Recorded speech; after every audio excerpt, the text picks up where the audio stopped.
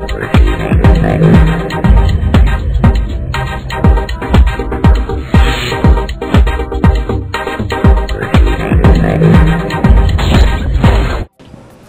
guys, how you doing? This is E. Cam with the Gamicide Show news. Now we're gonna actually go inside of E3 and see what's going on and the happenings in E3.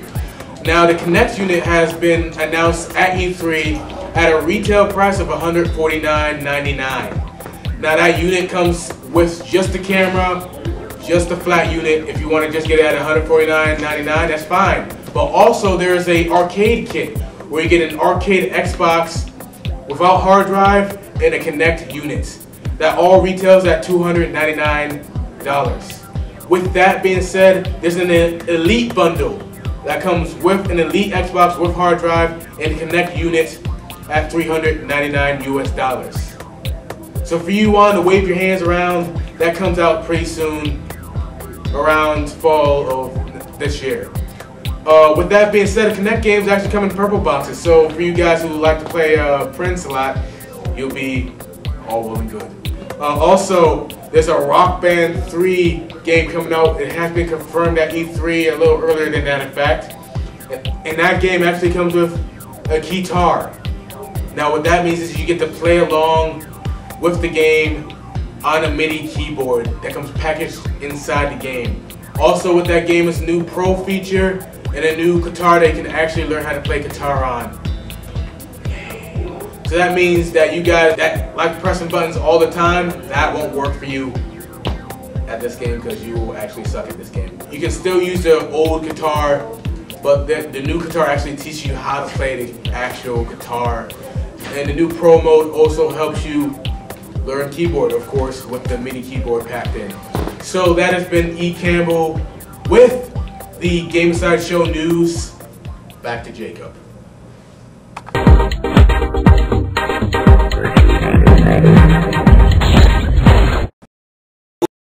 TV. I'm Jacob Pudlin, and with me is E. Campbell. And we're going to talk about what was announced at E3 this week. First off, there's a new Xbox 360. There's not much to say about it, but it's a new case, it's got Wi-Fi, it's got more memory. Anything else? Well, I feel like the Xbox 360, that's what they needed to do in the first place, because they had so many problems with the old Xbox, red rings all over.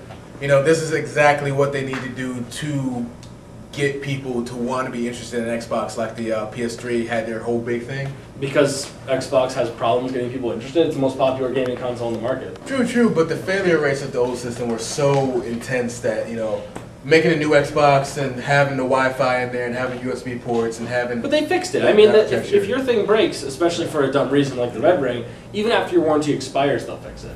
I don't think that that's a big problem. Right. The interesting thing is the Kinect, the new controller that is just a video camera documenting your moves and putting them into the game, whether you be dancing, pretending you're a Jedi Knight, whatever it is.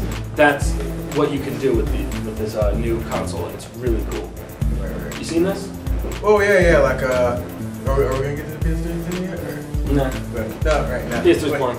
Like bottom line is, I feel like what Xbox is doing with the Kinect is way better than what the PS3 is doing with the PS3 Move. Because I feel like there's so much technology in these things. Like, I mean, if I wanted to move around a controller and another controller, I'd buy a Wii. So that's basically what I would do. So I mean, the fact that the controller is taken out of the equation, you have a camera, and the camera is taking your movements down, could make for 20,000 different game possibilities that aren't available on the Wii or Sony's console. So that's a great thing. Though speaking of the Wii, what's new there is they have no new controllers or anything. They're set on that. But they are releasing a new Donkey Kong game and a new Mario game, both exclusively designed around use on the Wii. Any game before that has simply been a port, you know, with a GameCube Zelda game being on the Wii or some old school Donkey Kong games being on there. But these ones will actually be designed with puzzles based around the Wii remote controller. Well, like the Donkey Kong game was a great idea. I mean, Nintendo at E3 was just throwing out a whole bunch of old school games that a whole bunch of old school gamers will love, and that's a great thing because, you know, for a long time, Nintendo has been that company that has been just basically, you know, been casual, but now they're doing the old school games that a lot of people would love to see, like the Donkey Kong Country. I know people who love that new, that haven't played Nintendo games in years, that say I'm gonna buy a Wii just for the Donkey Kong. You know he was called Donkey Kong by accident. Yeah. It was supposed to be Monkey King. Like that would make sense, Yeah, Big leader of the monkeys. We call him Donkey Kong. You would have to give him a crown, and it'll be kind of messy. I don't know. It's just anything is kind of better than calling him a donkey. But in other news, the 3DS or the 3D DS has also been shown, and from what I heard, it's kind of amazing. It's buggy. It's not perfect yet, but it sounds kind of amazing that you can have portable 3D gaming without even like the 3D glasses or anything else. And so that one's really exciting, but no games that are of any interest have really been announced for it yet.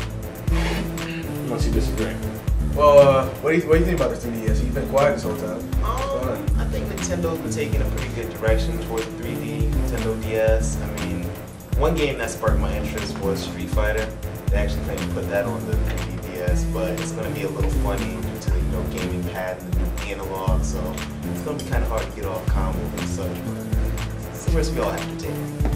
Right. Like I was shocked about that Street Fighter game too, but yeah, like it's a great game, and I like the pit, the what was that game called? There's a new character that they. I know what you meant. Yeah. The old school character comes back. Yeah. Pit in it. I mean, that looked like it was great. 3D graphics are the first time that's being really done in a handheld without glasses. It's honestly the first time it's really being done. 3D video gaming is a completely unexplored area. 3D technology has really taken off. Almost half the movies that come out these days come out in 3D. But 3D gaming is still brand new. And to release it in a brand new technology where you don't need the glasses and make it portable and make it the reliable Nintendo label as it is, that's going to be really interesting to see how that plays out. It seems like a really great idea. The other big news from E3 has been 2 new trailers for Star Wars video games that have been having a lot of press since long before they were even announced. The Force Unleashed 2 and Star Wars The Old Republic. Neither trailer shows any gameplay. Neither really even shows any plot or any characters that will probably matter to you other than Starkiller. And when it comes down to it, they were basically just short Star Wars films. That being said, it was still the most entertaining thing to watch out of everything that was released at E3. It was kind of very, very good short Star Wars films.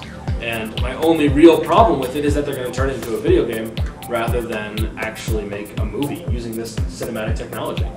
They were really fun to watch, and by comparison, the game is probably not going to be like that. I mean, like I've seen the Unleashed trailers, Unleashed 2, right? Mm-hmm. So I mean, like I've seen the trailers, and I've seen the first game and trailers and all that, and I've seen the screenshots of the first game and the second game.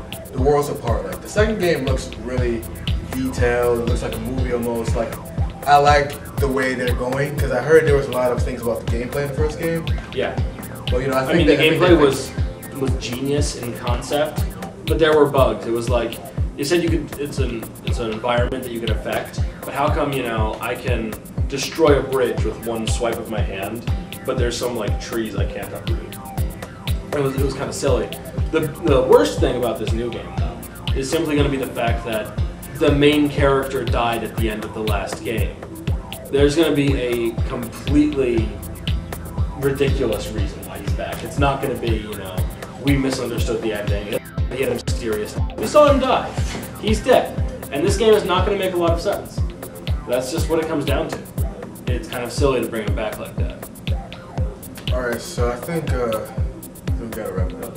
Yeah, we're running out of time. But from all of us over here at Gamicide TV, that's what's been going on at E3, and we will see you next week.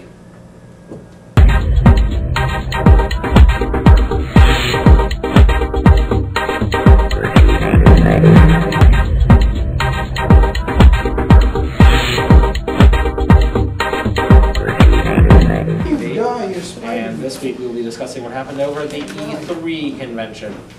That'd be fun. Yeah, that would be awesome.